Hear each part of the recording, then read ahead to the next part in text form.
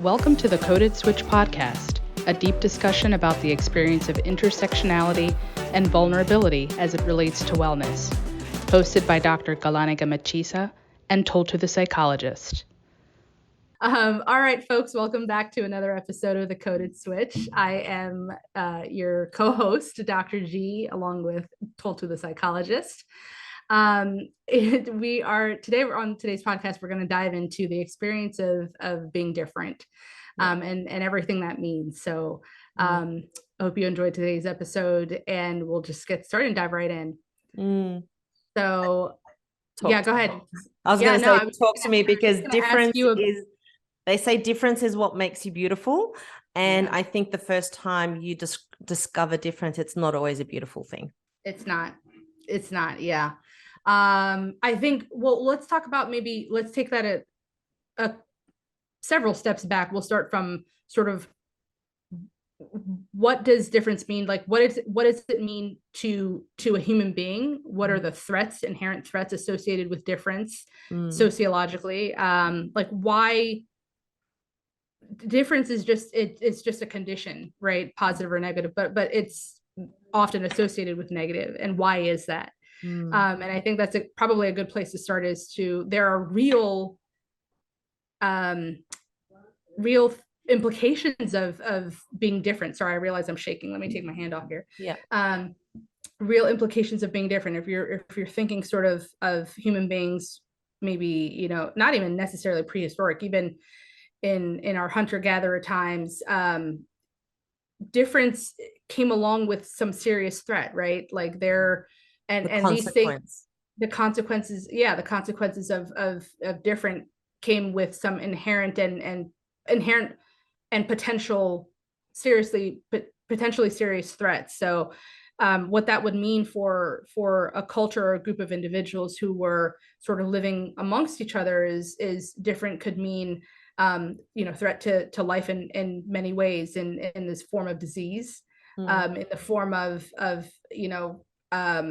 resources, right? Like taking resources away, everything that sort of culminates with the potential life-ending issue. And so difference is something that we are highly attuned to as human beings, as social creatures.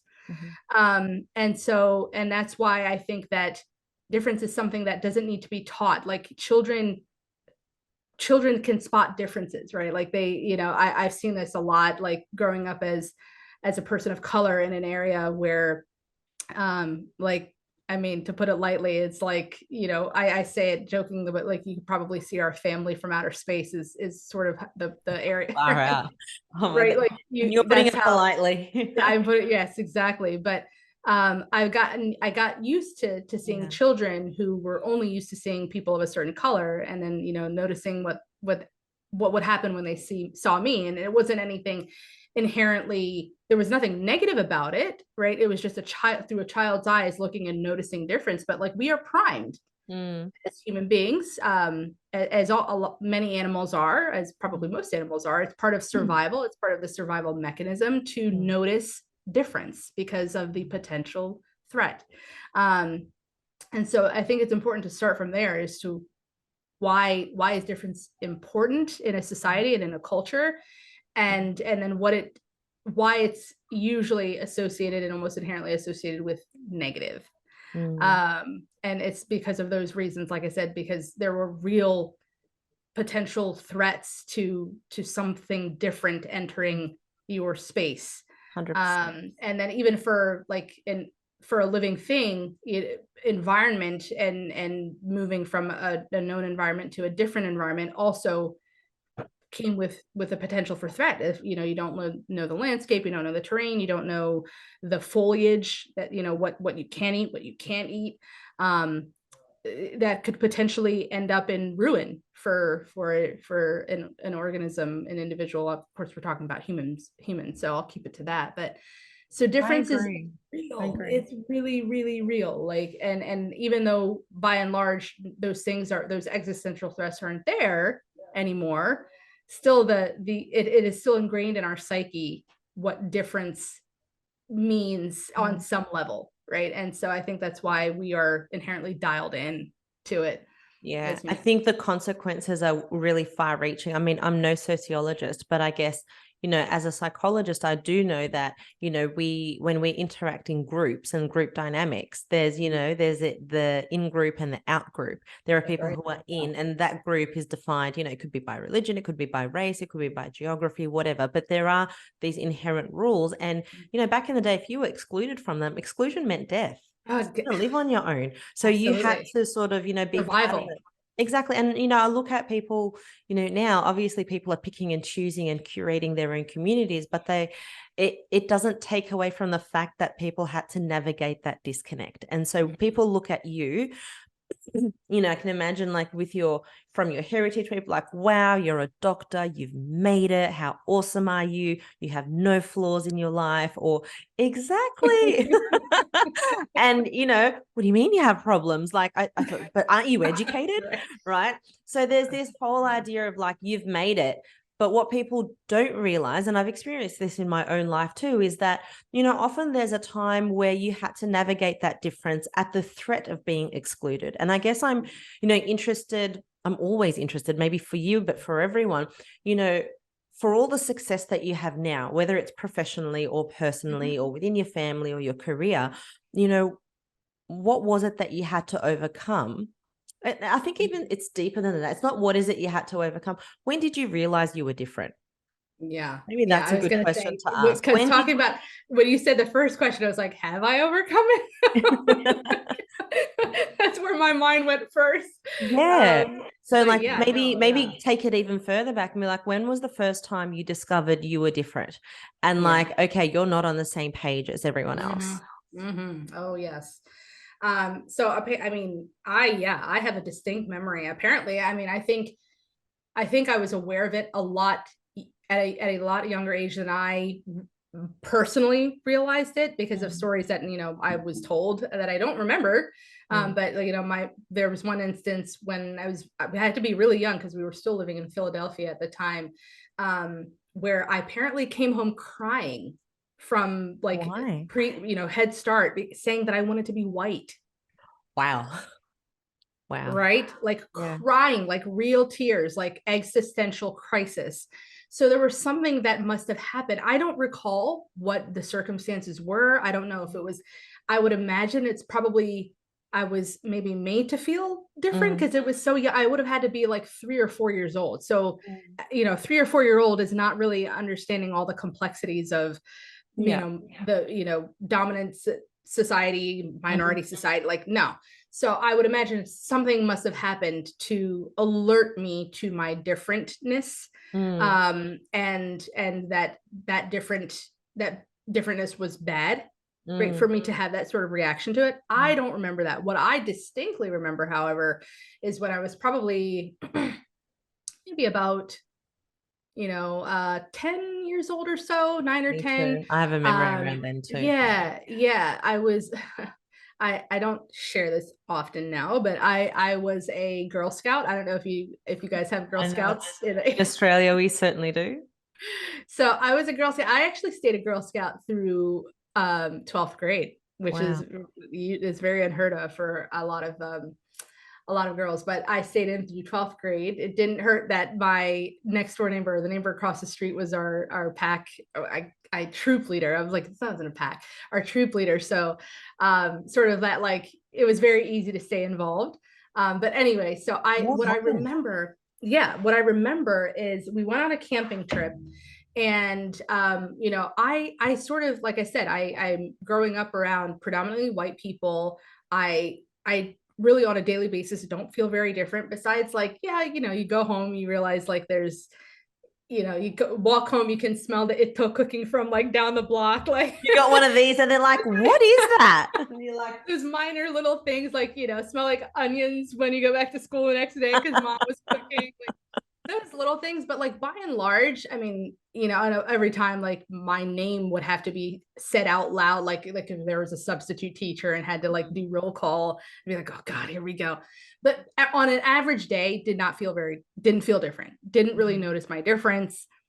culturally in, you know, like a lot What of about ways. in your work? What about, I mean, in your career going out into your profession? Surely, like, there's not many people who look like you or have your history when you come to work that you've, I Oh mean, yeah.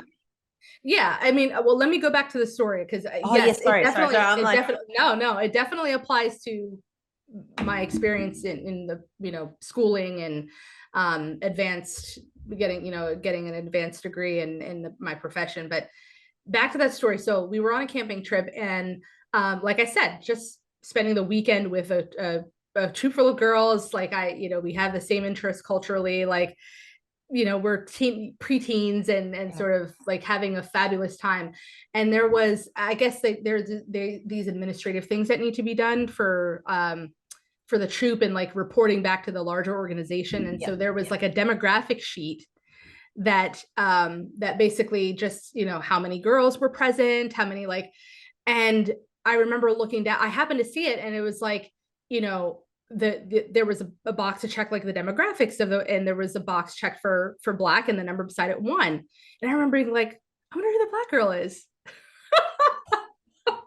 That was my first thought, right? Like my innocent, you probably are thinking like, how is this person a doctor, right? Like, but like my immediate reaction was like, oh, there's a, you know, oh my God, right? Like I'm the black girl. because you don't go around with a mirror in your life, like always seeing yourself. You just see the world, right? And so I'm seeing all this whiteness around me. You know, I didn't, it, in that moment, in that millisecond of a moment, it did not, it took me a second for my brain to realize like I am the different one. It's me, right? Because in a way that's good, because like it means I wasn't made to feel different. I wasn't made, and I wasn't. I was very embraced by my, you know, by most of my peers, really, I could say. And even the adults around me, like they, especially the troop leaders, like I never was made to feel different ever, ever, ever.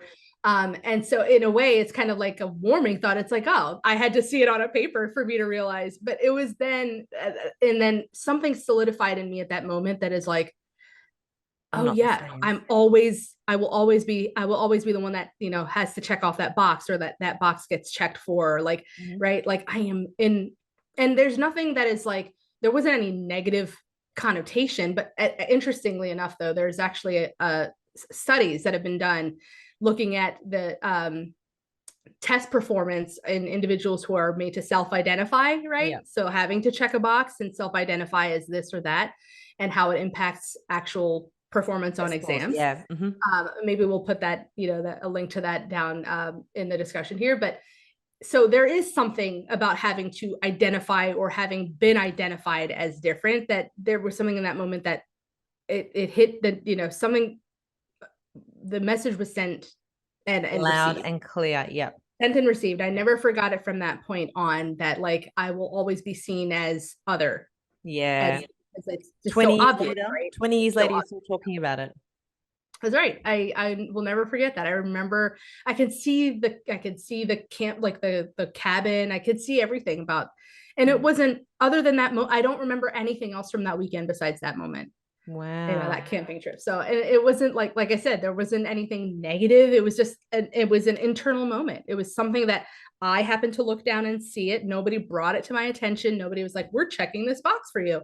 Yeah. I just happened to see the paper and have that private moment of like, oh, who is it? Oh, right. Wow. It all happened so fast in here, and it has remained for like 20 years, right? Like You 20 plus even years. look different. You look different as you're describing it. Like your Do whole I? sort of body demeanor, yeah, changed definitely. So I'm like, wow, it definitely had an Yeah. impact on you. You can tell. Yeah, certainly it did. And then of course there are other things. Like I said, there are the micro events of, like, you know, like I said, like a substitute teacher and having to do roll call, right? Like where you get that little bit of an anxiety of like your name's going to be mispronounced, because there's the layers of difference, right? There's the fact that I'm a different ethnic group, a different, you know, race, if for whatever that means.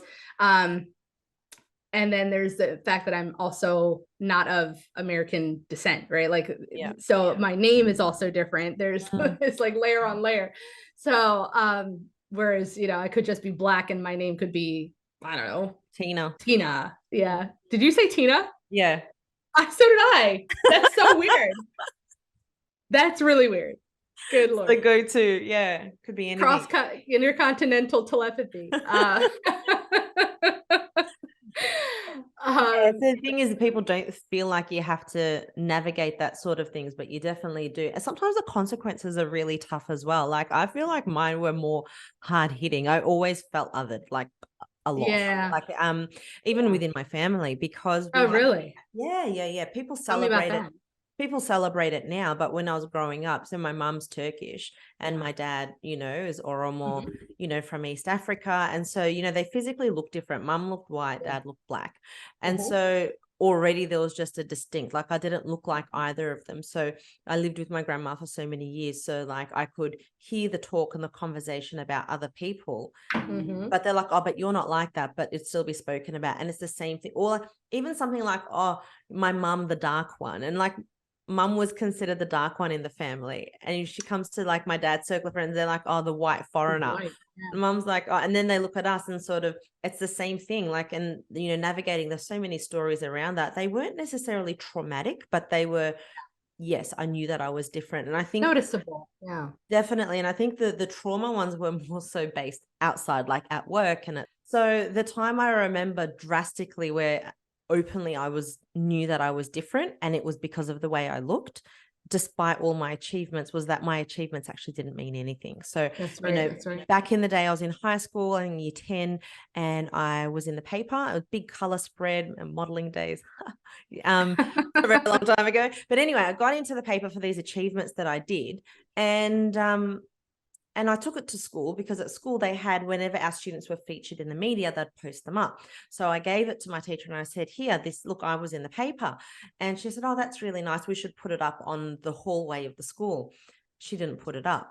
And then I asked her what happened. And she said, this was like weeks later. And she said, oh, because, well, I did ask the management team, and they said because it wasn't a school-related achievement, they didn't want to put it up. And I thought, oh, okay, that's interesting. Fair enough.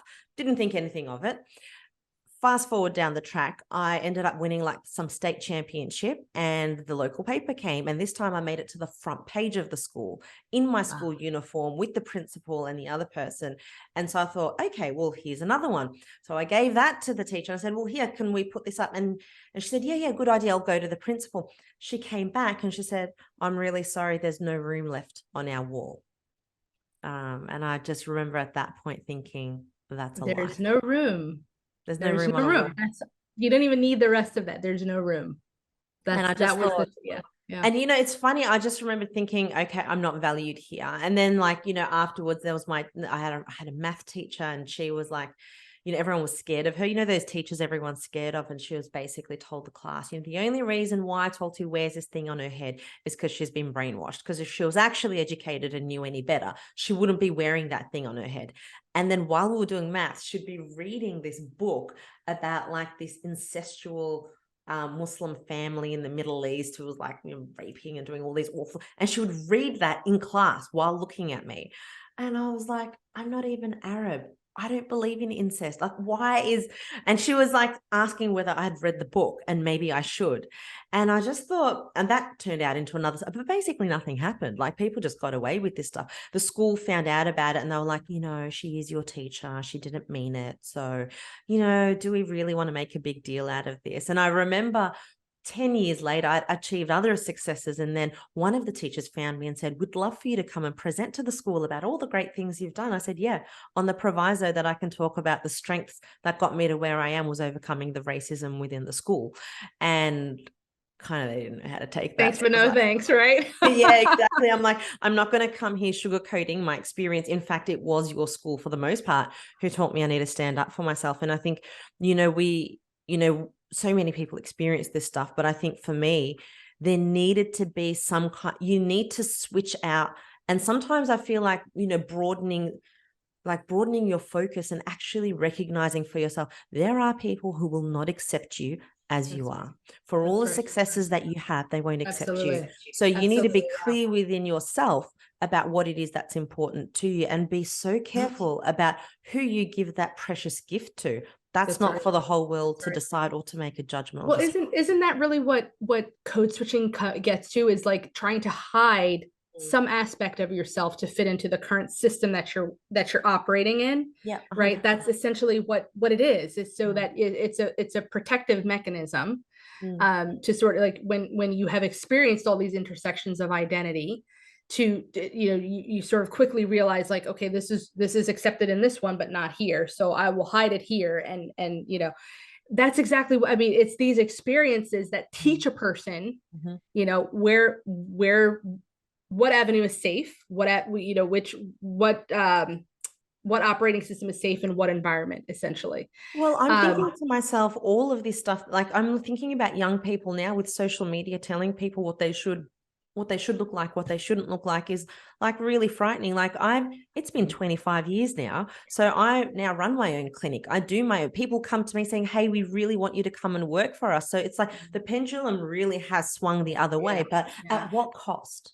That's right. That's right. What did I need to endure to actually have to get to that place? Insane. I don't, and in some, like while you were talking, obviously I had to, my jaw was on my desk for most of it, but like, I wonder if in some way, if that wasn't, I mean, not that any adversity is better or worse, but like sometimes it's better when you are confronted and it's open and just out there, the adversity and the unwelcome, right? Like that is being presented to you versus like the subtlety, which is more of what I experience, is the subtle.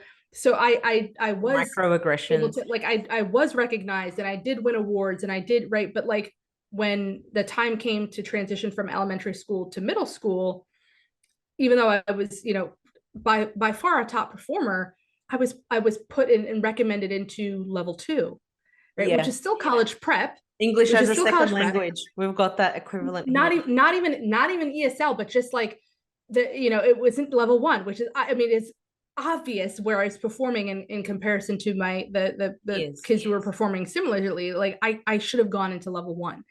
And it took me years. I finally was able to make it back there by high school. But because of that recommendation, I actually internalized it and doubted, like, well, maybe I'm not as smart or as academically proficient as I think.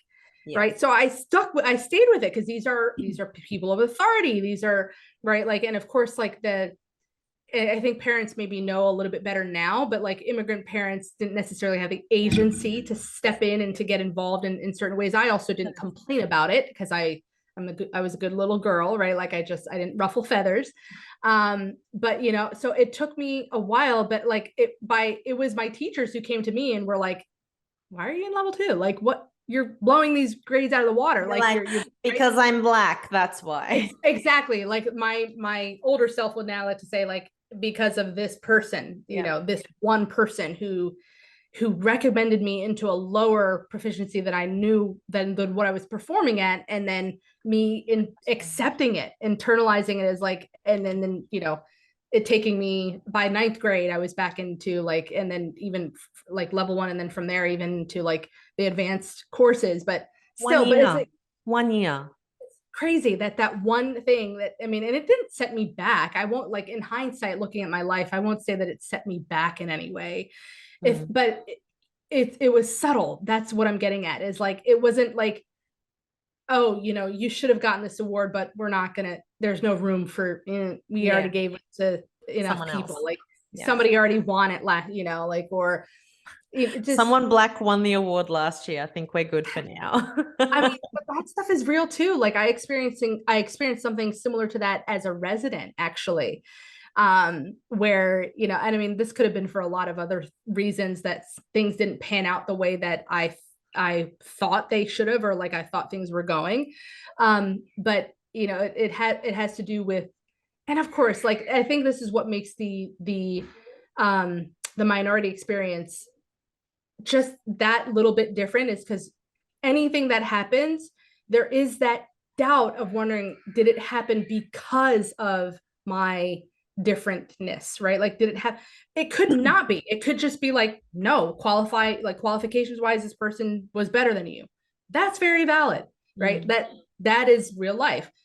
But what happens for the marginalized experience and for the marginalized person or the different person is you always have that little nagging, like, I wonder if it was because of you know, like maybe they're saying it's because that's happened, right? Like, And where sometimes that's the seed that sets you back.